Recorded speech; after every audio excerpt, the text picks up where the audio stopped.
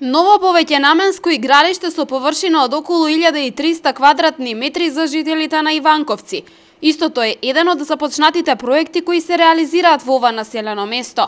Градоначалникот Чадиев денеска изврши увид за тоа како се одвиваат проектите и изрази надеж дека за неколку месеци не само игралиште, туку жителите на Иванковци ќе добијат и подобар пат. Фирмата што доби патот за уредување Прогрес го околчува патот, го трасира.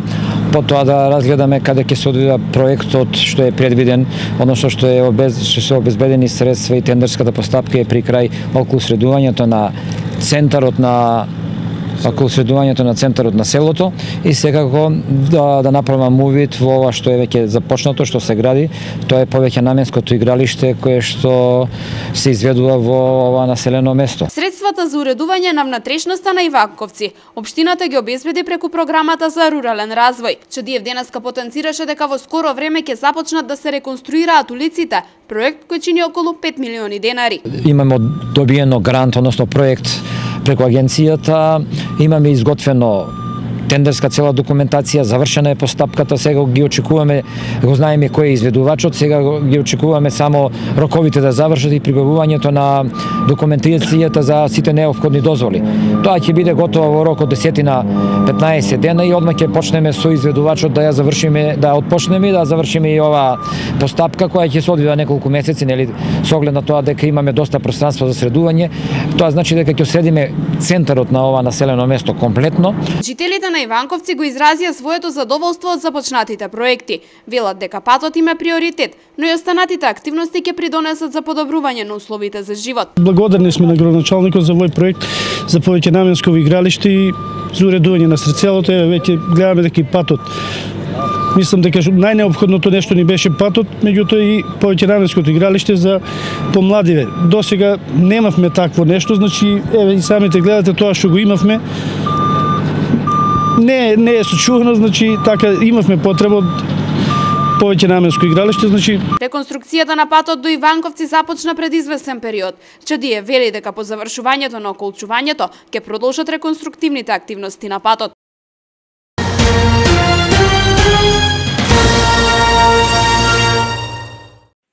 Проектот со читање до лидерство на организацијата Чекор по Чекор, а финансиран од УСАИД, се спроведува во 3 основни училишта во Велес. Целта на проектот е подобрување на проценката на јазичните и математичките вештини кај учениците од почетните оделенија, зајакнување на педагошките вештини кај наставниците, како и подигање на свеста кај целата заедница за важноста од јазична и математичка писменост во интелектуалниот развој на децата.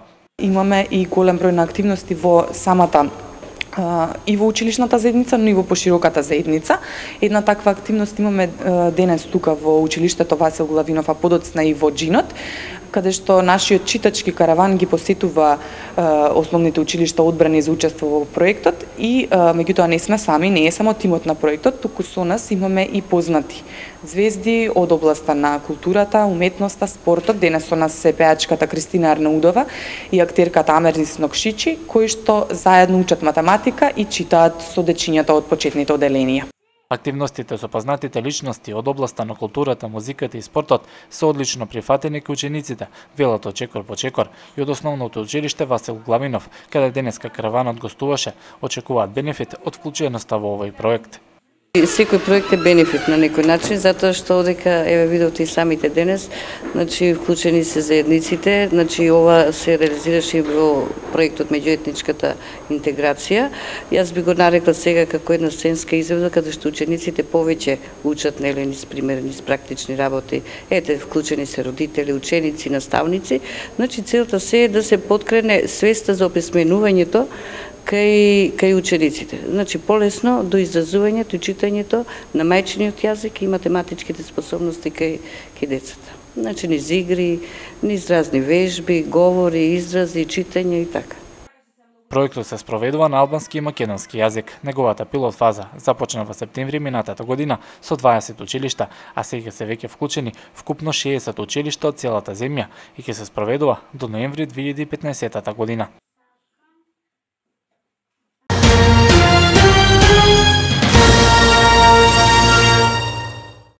Се уште не се знае дали Росомон ќе биде локацијата за регионална депонија. Според физибилити студијата и според Центарот за развој на Вардарски плански регион, оваа локација е најповолна за негово сместување. Физибилити студијата за овој проект е направена уште во 2010 година во соработка со австриската компанија АСА. Од таа физибилити студија се предвиде локацијата во општина Росомон, заради тоа што е централно се наоѓа во центарот на Вардарскиот регион и подлогата на земјиштето, непропустливоста, подземните води налага дека таа локација ќе биде најсоодветна од причина што и на крај крајшта ќе треба најмалку да се плати во делот на транспортот или складирањето.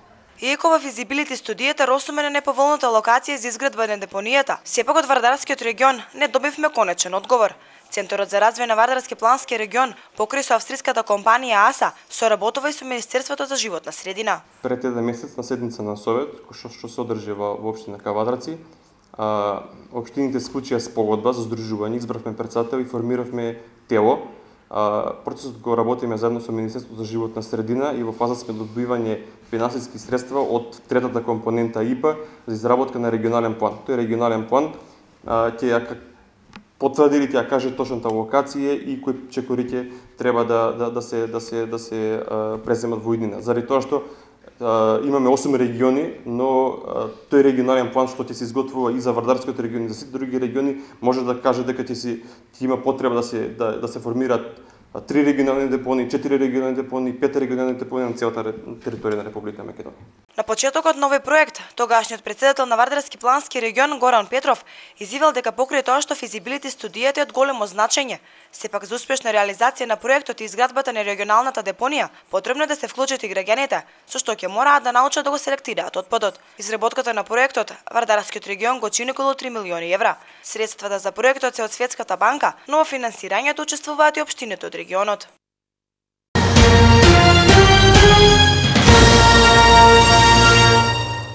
Општинскиот комитет на ВМРО ДПМН на пресконференција изрази поддршка за најавената реконструкција на железничката станица во Велес. Од партијата велат дека Велешката железничка станица е помеѓу 10 во земјава кои преку средства од европските фондови ќе бидат реконструирани. Со овој проект од централната власт директно се влие кон подобрување на условите за патување на околу 2000 ученици, студенти и работници од Велес и околните населени места кои секојдневно го користат железничкиот превоз за да стигнат до своите училишта, факултети или работно место. Во проектот за реконструкција е предвидено целосно реновирање на чекалната, тоалетите, пристап до пероните, билетарниците и всушност ќе се изврши промена на целиот лик на станицата.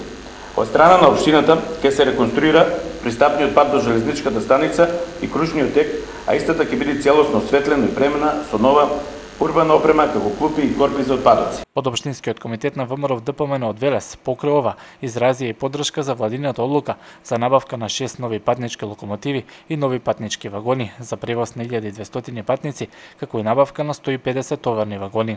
Вкупната инвестиција изнесува 28 милиони евра, од кои 13,2 милиони за набавка на товарни возови, а околу 24 милиони за набавка на 6 патнички возови со вагони.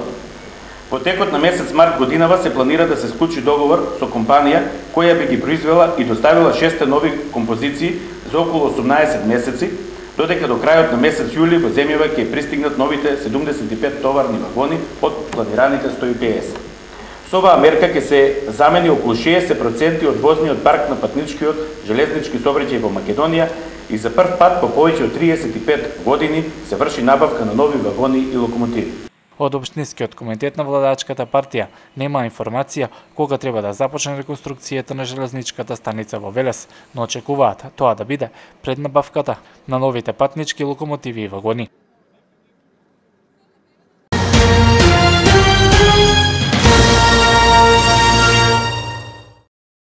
Граѓаните на Велес во континуитет докажуваат дека се едни од најхуманите во земјава. Кога станува збор за дарување крв, секоја крводарителска акција во градов поминува подобро од очекуваното. Од Општинската организација на Црвениот крст велат дека радува фактот што се повеќе млади лица се решаваат на овој хуман гест. Апсолутно, вистината е и во едниот и во другиот факт. Се зголемува бројот на крводарители, се зголемува посебно и бројот на млади крводарители, на млади луѓе кои даруваат крв, меѓутоа и бројот на се зголемува и бројот на крвни единици и од возрастните крвни дарители. Само еден податок, минатата година имаме дарувано 543 крвни единици од дарители кои прв пат во својот живот дарувале крв. Тоа е нешто доста над просекот за претходните години. Тоа е некаде околу 13% од вкупниот број на собрани крвни единици. Иначе порано секогаш тој се движел во просек околу 10%. Тоа е еден аргумент дека навистина бројот на млади дарители се повеќе се зголемува. Општинската организација на Црвениот крст секоја година значително го надминува предвидениот план на собрани крвни единици. Најголем е интересот за летната крводарителска акција, на која во 2 дена се собираат речиси 400 крвни единици.